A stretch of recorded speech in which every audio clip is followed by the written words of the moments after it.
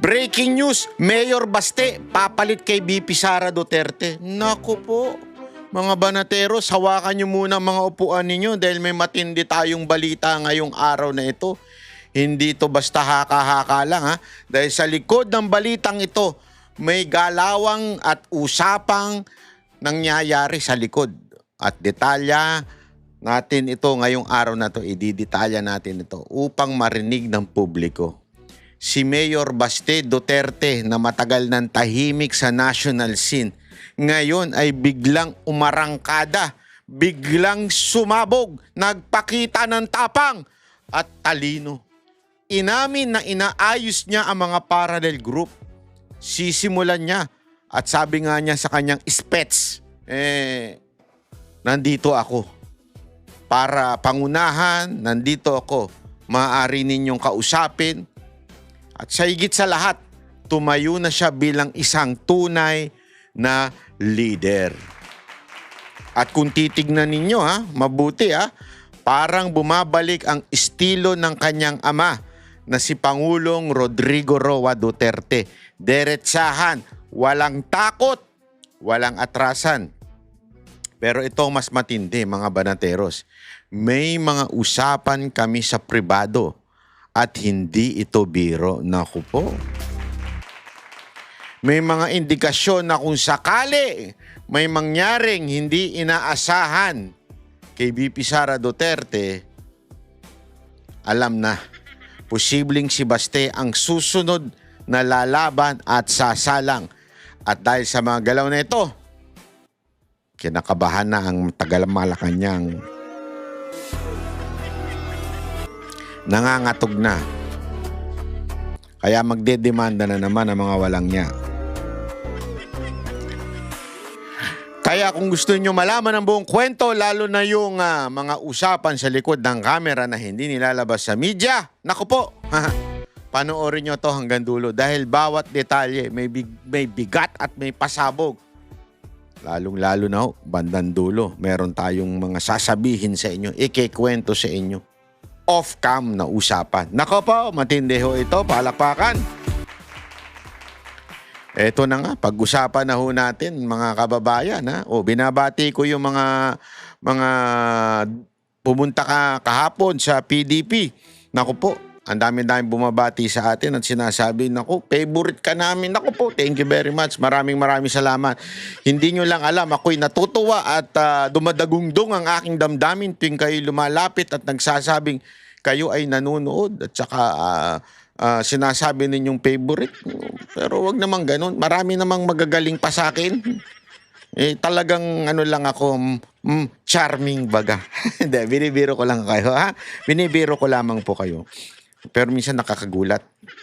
May nagsabi pa kahapon sa akin, sabi niya, hindi ka pala mataba sa personal na buhay. Nak ng wewe, tatuwa ako doon Sabi ko, uy, effective Effective ang pampapayat ko Hindi kasi, alam mo naman, pagka dito, kasi siyempre, pinapanood nila minsan sa telebisyon, kaya sa kanilang mga cellphone, mukhang malaki daw ako Hindi po ako malaki, maliit po ako.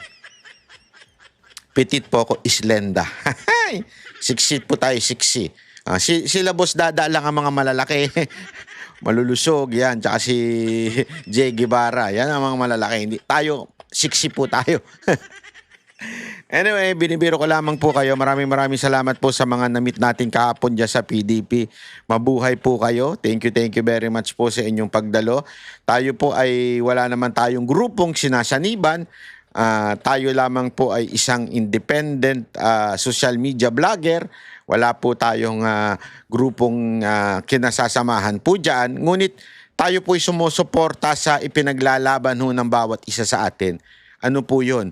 Yan po ay koalisyon, samahan. Tama na ang mga isyong maliliit.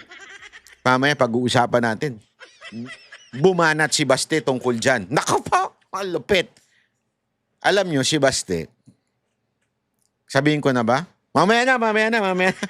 Mamaya ko na sasabihin, promise. Promise, sasabihin ko unya-unya. Unya-unya, relax lang kayo dyan.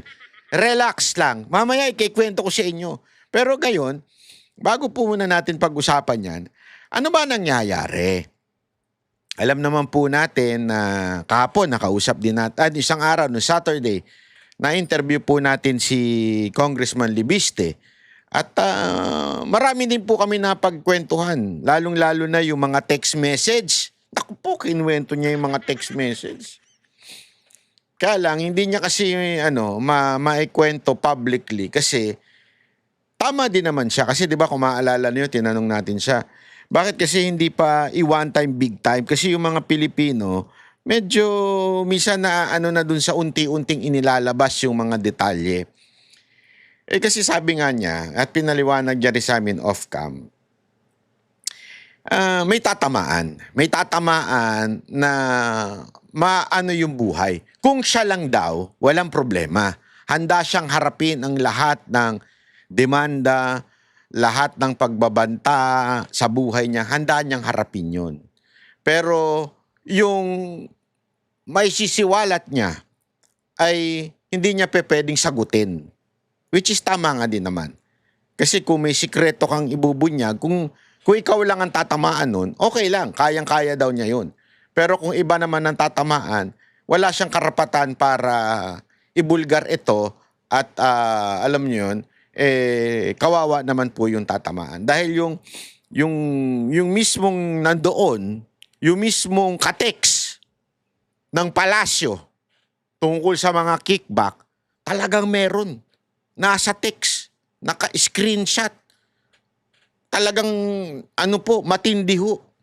Matindi yung mga usapin doon. Talagang bilyon-bilyon ang hinihingi. Di umano, allegedly, ng kataas-taasang pinuno ng ating bayan. At doon, magugulat talaga po tayong lahat. Dahil hindi natin nakakalain, tama nga yung sinabi ni Baste, na para bagang ginawa na ng ama, abay ginawa pa ng anak. Hinigitan pa ng anak. Antindi talaga.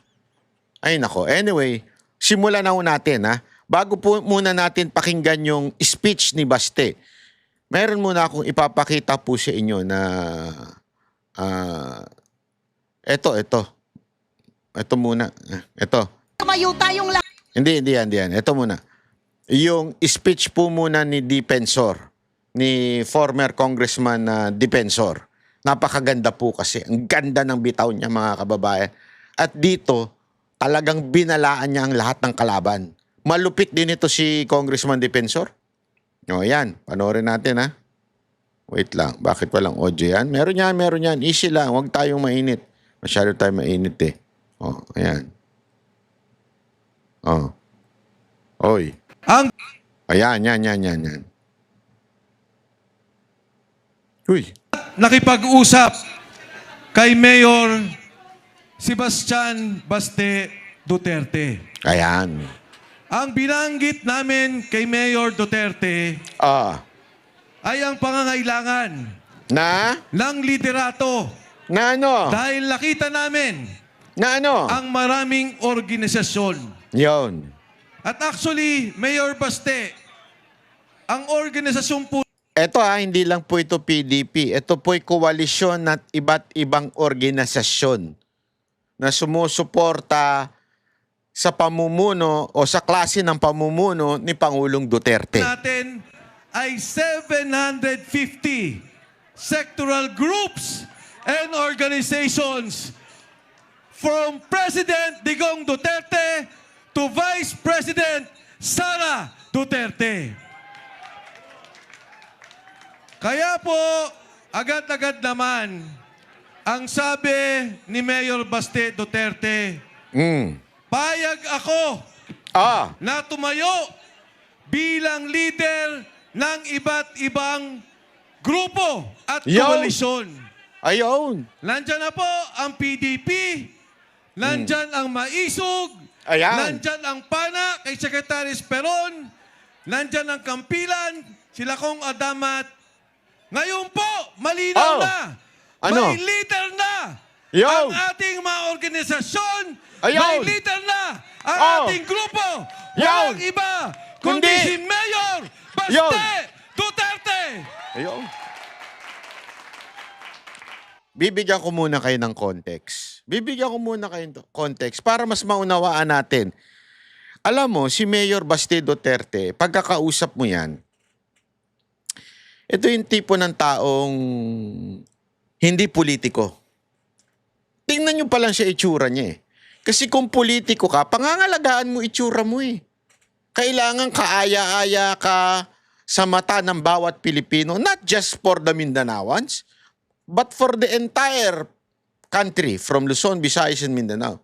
From the millennial o from the Gen Z to the, alam mo yon, to doon sa masasabi nating conservative type of Filipinos. Pero hindi po eh, hindi po si Baste tinitignan yung ganyan. Kaya nga tingnan ninyo, papansinin ninyo, hindi nyo lang alam pero nadadagdagan ng tattoo niya araw-araw. Dati wala sa leeg yan, nagkaroon na sa leeg. Kahit ginaya tuloy ni Boss Dada. Di ba? Ganyan eh. Ganyan ang siste eh. Di ba? Eh, hindi po niya iniisip. Kasi nga, pag nag-ano nga kami, wala hong pangarap yan na maging tumakbo man lang sa mataas na posisyon. Kasi kung iisipin nyo, number 1 nga siya bilang senatoriable eh. Hindi lang ngayon, pati nung nakaraang eleksyon. Pero bakit hindi siya tumatakbong senador? Kasi ang puso talaga nila Davao eh. Ang puso ng mga Duterte, Davao City. At masaya po sila sa Davao City. As a matter of fact, ayaw ho nila nang pupunta ng Maynila. Mas gusto nila pinangangalagaan ng Davao City. Kaya kung papansinin nyo yung tono ni mismo ni VP Sara Duterte, ano pangarap niya? Pangarap niya bang maging Pangulo? Hindi. Ang pangarap niya, magkaroon man lang siya ng 3-term bilang mayor ng Davao. Ganun lang ka, yung alam mo yung kapayak yung pangarap. Kasi gusto nila talagang mapaunlad ang Davao. Maalagaan ang Davao. Yun lang ang utak nila eh. Ayaw nila ng buong Kasi in other words, hindi ho sila politiko. Hindi ho sila yung typical politician na kailangan umaangat-angat ka from councilor, congressman, mayor, after nun, governor, o hindi kaya nun na congressman, senador, presidente, vice president. Yung mga tipo na mga Lacson at saka Soto, hindi yung sila ganun. Eh, sa totoo lang, napakahirap pong manalo. Alam nyo ba na mas mahirap ang labanan sa LGU kesa sa national? Ang daming lumalaban sa LGU hindi nananalo eh. Yung mga sikat, hindi nananalo sa LGU, pero pag lumaban sa national, nananalo. Kasi sa national, pasikatan lang ho dyan eh. Name recall lang po sa national eh. Pero sa LGU, dyan, kilala ka ng mga tao. Alam nila karakas mo. Alam nila kung ano sasakyan mo. Alam nila kung saan ka nakatira. Alam nila kung paano ka mamuhay, paano ka mamuno. Alam nila. Kaya nga sila, doon lang nakapokus. At pag kinakausap nga namin si Baste, lagi namin inaasar na tumakbo ka, ganito, for national. Ayaw niya. Kasi nga problema lang. Sabi nga niya, the higher the position, o yung mas malaki yung constituent mo, dagdag problema lang. Eh, chillax yung tao na yan eh. Kung maalala nyo, serper yan eh. Diba? Yan lang yung mahilig sa nakita ko nga yung kanyang studio. Talaga musikero lang ho ito. Baliw ho ito sa music. Yung mga niya, yung mga sports, music, ganun lang ang wala ho itong pangarap maging pangulo. Wala ho itong pangarap maging vice-presidente. Eh wala kang pangarap maging senador eh. Kaya nakakagulat dahil taking charge of a position na iba't ibang grupo ay kanyang pamumunuan, this is a big step. It's a big decision for him. Na ayaw niya pero no choice. No choice po kasi. Nobody is standing up. Honestly, ito, mga kababayan, usap tayo ng seryosoan. Heart to heart, usap tayo ha. Puso sa puso. Marami nagtatanong sa amin, hindi lang mga politiko, ordinaryong Pilipino, Ano na ba ang ano? Ano na ba ang kalalagayan sa social media? Ano na ba ang pulso ng netizen? Alam mo, ganito lang eh. Ang pulso ng netizen, napapagod na silang kararali. Napapagod na po silang eksena sa politika. Marami sa mga Pilipino ngayon, alam naman nila, kumbinsido naman sila na walang kwenta itong si Marcos. Whether you are in politics or you're not in politics, you know from your heart na walang kwenta si Marcos. Alam mo, sa gobyernong ito, wala talagang kwenta, hindi nakikinig, inutil, at higit sa lahat, magnanakaw. Alam yan ng bawat Pilipino, tanungin mo sa kalsada. Alam nila. Pero bakit tila walang nagsasalita? Hindi nabubuo yung mga rally, hindi dumadami yung mga rally. Alam nyo kung bakit? Kasi whether you like it or not, si VP Sara Duterte ay hindi tumatayo na masasabi mong, oh, mangunguna ako sa rally. Hindi siya ganun eh. Kasi nga, tama din naman siya. Hindi din magandang tignan kung siya yung mangunguna sa rally. Dahil siya yung unang-unang makikinabang kung sakaling bumagsak si Marcos. So it doesn't look good. As a matter of fact, ganun din ang kanyang tatay. Naalala ko ito eh. Nung unang-unang nag-rally for a long time na hindi nagsasalita si Pangulong Duterte tapos nag-rally sa Davao. Yung unang-una yun eh. I think it was the Maisug. Unang-una yun. And nagpakita pa ako ng picture sa inyo eh.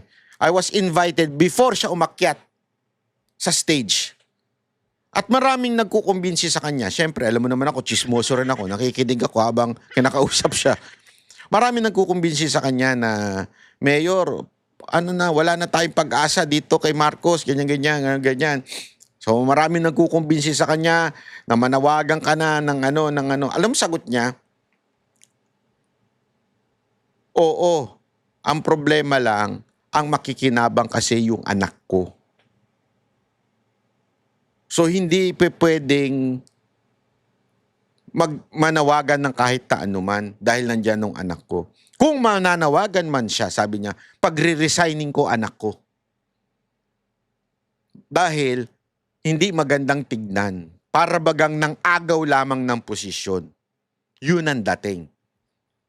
Ganon yung iyong kanilang delikadesa, yung integrity, ganon ho sila, ang mga Duterte. Kaya, no wonder, si VP Sara Duterte, hindi siya tumatayong leader ng oposisyon. She is considered to be the voice of the opposition dahil tayo, mga opposition, tayo lang naman ng lehitimong opposition. Sabi nga ng kahit nga mismo yung mga pinklawan, sinasabi nila, yung mga dilawan, sinasabi nila, ang legit opposition is si VP Sara Duterte. Bakit? The pink are not calling for the resignation of Marcos. Therefore, talagang hindi sila opposition. The only legit opposition is VP Sara Duterte. But, because she is the Vice President, hindi siya maaaring mamuno. Kaya kung papansinin ninyo, si Barsaga, si Libiste, si Defensor, si Atty. Vic Rodriguez, at yung iba't iba pang mga nagsasalita na nagbubulgar ng korupsyon sa gobyernong ito, hindi nila kayang buuin at tumayo bilang leader. Kasi nga, kung kaya at may tatayong bilang leader, matagal nang tapos ito. But this time, si Mayor Baste Duterte ay tumatayo ng leader. Inako niya na. This time, ako na. Tabi. At siya lang ang may karapatang tumayo bilang leader. Alam mo, itong mama nito, akala nung iba parang easy go lucky, addict. Hindi, kasi totoo ta, Diretsuhan tayo. Ito yung mga naririnig-rinig natin. Kasi ako naman, hindi lang naman ako kasi, hindi po ako nakikisalamuha sa mga politiko lang o sa mga nasa politics lang. Marami tayong kaibigan na hindi political. At tinitingnan ko yung kanilang mga opinion. Siyempre, una kagad nila napapansin siyempre, si Basti Duterte para bagang cool, di ba? Hindi siya yung tipong politician ang dating. Pero maniwala kayo sa hindi.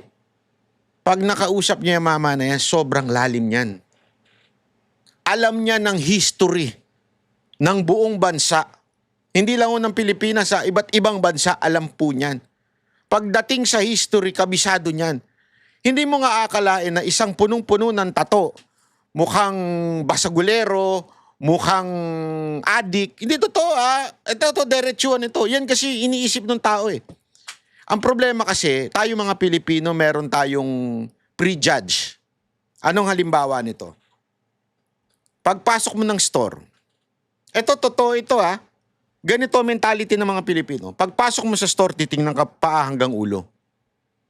Kung kaya mo magbayad o hindi. O kaya mong bumili o hindi. Ganyan tayo humusga eh. Kaya nga di ba, we have this kind of connotation na if you're talking to a businessman, dapat you should wear like this, like that. Yeah? Meron tayong ganyan eh. Kailangan yung the way you dress, kailangan yung relo mo, naka-RM ka, naka-Patek, o kaya naka-Rolex, para makipag-deal. Yeah, meron tayong ganyan eh. Pero alam mo, sa ibang bansa, hindi ganyan. Maniwala kayo sa hindi. Ako po, yan po isang bagay na obserbahan ko na nagpupunta po ako iba't ibang bansa. Kita nyo naman siguro kung gusto nyo makita sa Instagram. Yan po ang aking gustong-gustong gawin, mag-travel. At kung saan-saan po pupunta ng bansa. At pinapasok ko mga luxurious hotel, luxurious restaurant. Maniwala kayo sa hindi, ang mga naandun, naka-tsinelas. Naka-sandals. Naka-shorts. Dito lang sa atin, papasok ka ng, halimbawa na lang papasok ka lang ng, matagurian nating luxurious yung Gordon Ramsay Bar and Grill. Kailangan nakaporma ka. Kailangan yung dating mo parang yayamanin. Sa ibang bansa, hindi ho. Mamahaling club, mamahaling restaurant. Maniwala ko sa akin nakatsinelas yung mga tao eh. Pero may mga pera. Bakit ko sinasabi ito? Kasi that's the way we judge people. The way yung itsura. Kaya nga, ang judgment natin kay Baste, ganun. Pero pag kinausap nun si Baste at pag narinig yung magsalita itong mama na to, naku po, malupit. Maniwala kay sa akin at sa hindi, sobrang lalim ng tao na ito. Sobrang lalim to the point na, di ba, nung nagkita nga kami sa Netherlands, akala ko nga, di ba, nagpunta ako Netherlands, nagpunta siya ng daig, nagpunta rin ako. Nung gabi, chill-chill kami, di ba? Red wine. Akala kong pag-uusapan namin, tungkol sa mga, alam mo na, usapang kalalakihan, usapang barkadahan, ganun. Ang history yung pinag-usapan namin eh. Natamimi ko na pag ganun ako eh. Baste, uwi na ako Kasi yun ang pinag-uusapan namin eh, tungkol doon. Ang lalim ng usapan. Hindi niya ito pinipilit Kasi alam ko naman kung ang isang tao nagpapa-impress lang sa akin para makuha yung ano mo, alam mo yung favor na vlogger yan. So kailangan para impression natin para maniwala ko kayo sa akin at sa hindi. Isang bagay na gift ko po ay yung discernment kung ako tinatarantado o niloloko ng isang tao. Ako, umuoo lang ako, pero alam na alam ko at amoy na amoy ko pag isang tao binobola ako, ginagago ko, o tinatarantado lang ako. Pero si Baste, hindi. Kitang-kita mo, sumasabog sa puso niya yung kaalaman, kaya niya inilalabas. Diba? Sabi nga, the abundance of the heart, the mouth speaks. Yung kanyang laman ng puso, inilalabas lang niya. Kaya nga pag binanggit mo, nagkwentuhan kayo, ganun kalalim yung mama. Sinasabi ko lang sa inyo para maunawaan ninyo kung bakit biglang tumayo si Basti ngayon. Kasi nakikita niya na talaga mapapahamak ang bayan natin. Nakikita niya, mamaya papakita ko sa inyo kung paano niya nakikita. Sunod lang, play lang natin to. At tandaan ninyo, Oh! ang laban natin na to, ang objektibo, tuloy-tuloy ang laban natin. Yung mga magsasaka, nakasama ni Congressman Yalviste, ang pinaglalaban, ang pagtaas ng presyo. Ang presyo ng krudo, pataas. Ang presyo ng bilihin, pataas. Pero ang antas ng buhay ng Pilipino, ng bawat pamilyang Pilipino, pababa ng pababa. Iyon! At sa gitna ng problemang yan, ano ang gusto nila? Intriga, politika. Ito po ang pinaglalaban natin. Yun. Yung ginagawa nila. Ano? Natanggalin si BP Inday Sara Duterte para wala silang kalaban sa politika. Yan Yun. ang lalabanan natin. 2023 pa, pinlano na nila. Hinuli, kinidnap ang Pangulong Duterte. Dinala, isinuko sa dayuhang korte.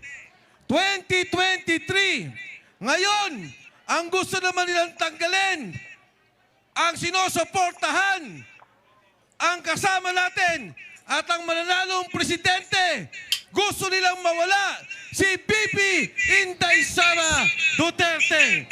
Nako. Hindi natin papayagan. Tama! Tama! Lalaban ba tayo?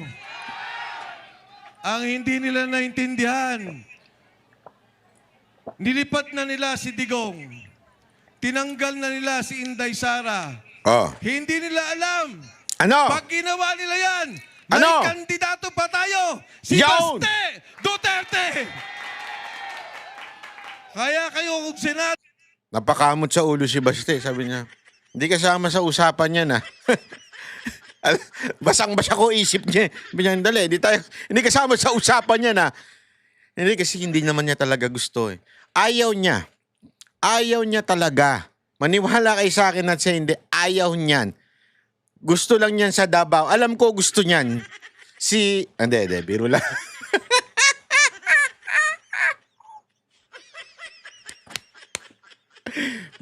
Binibiro lang kita, Baste, ha? Baka naman pinapanood mo to. Magalit ka sa akin, ha? Biro, wala akong chichismis dito. Tuloy. ito, Kongreso, huwag kayong luluko-luko.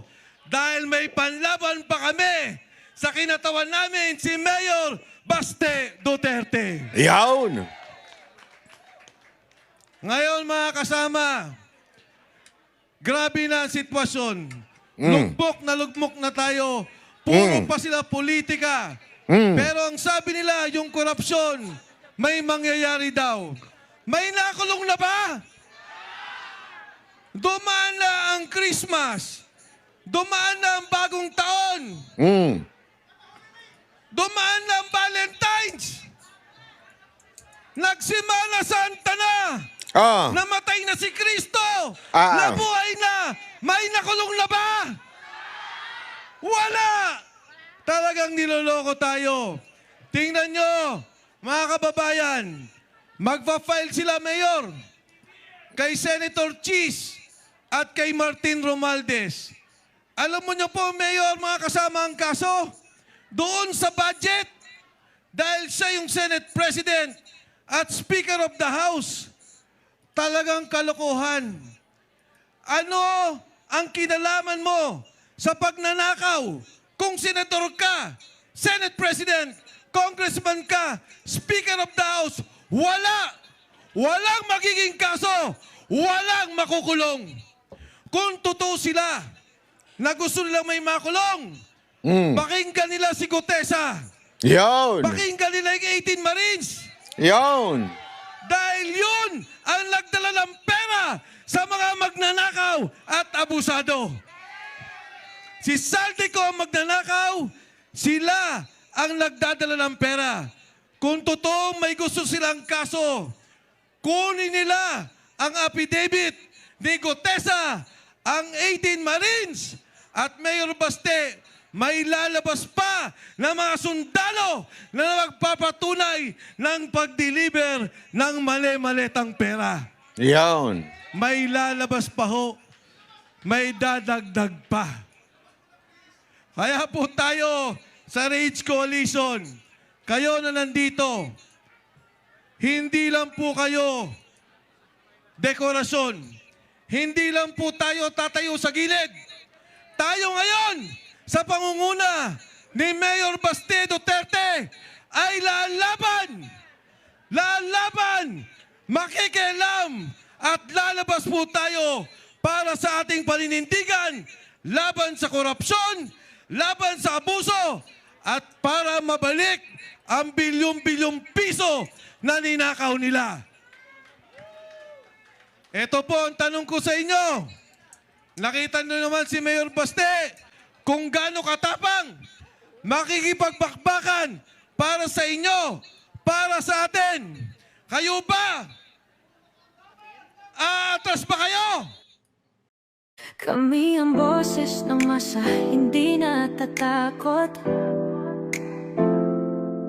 Katotohanan lang, di kami nalulunod.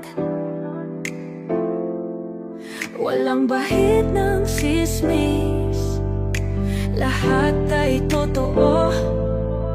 Kahit sino ka pa, pag mali ka babanatan ka. Walang pinipili kulay, wala kaming kinikilingan. Basta para sa bayan, kami lalaban. Pag tama palakpakan, pag mali banatan. Di matitinag, di matatakot, para sa bayan tuloy ang sigaw. Sa harap ng kamera, walang halong takot. Mga baluktot, lahat kayo'y tutumba. Ang hustisya at totoo, yun lang ang mahalaga. Kahit sinong harang, di kami matitinag. Walang pinipiling kulay, wala kaming kinikilingan. Basta para sa bayan, kami lalaban. Pag tama palakpakan, pag mali banatan. Di matitinag, di matatakot, para sa bayan tuloy ang sigaw. Kung nasa tama ka, ikaw ay aming kasama. Pero pag mali ka, handa ka na bang mabasag? Banateros kami, walang inuunan. Dahil bayan muna, bago ang sarili.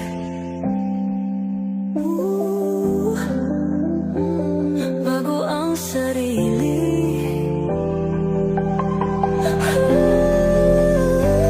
Pag tama palakpakan, pag mali banatan. Banateros ang sigaw, katotohanan ang laban.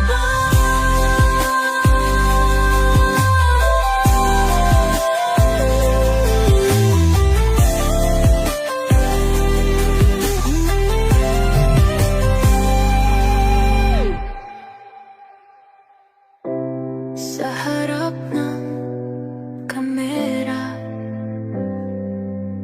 walang